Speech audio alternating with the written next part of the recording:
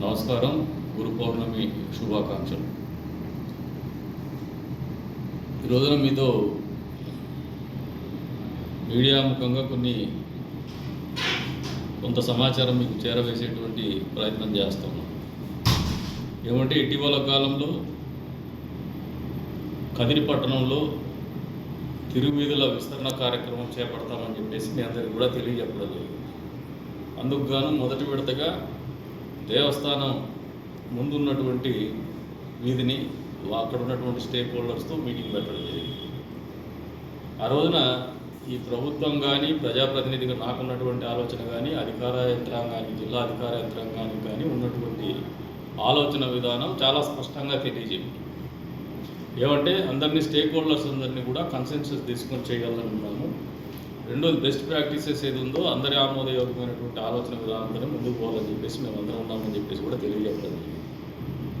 కానీ గడిచిన వారం 10 రోజులుగా కొన్ని అవాస్తవాలు కొన్ని పుకార్లు షికారు చేస్తూ ఉన్నారు.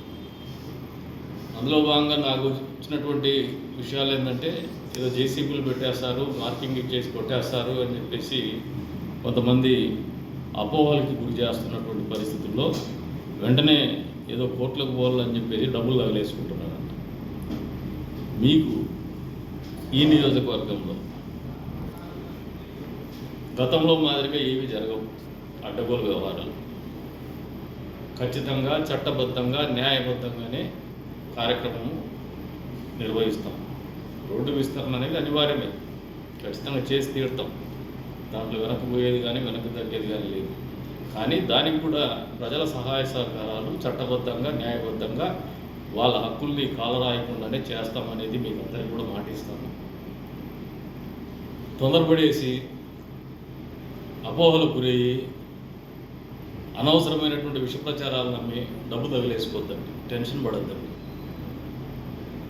ప్రశాంతంగా జరుగుతుంది ఈ కార్యక్రమం.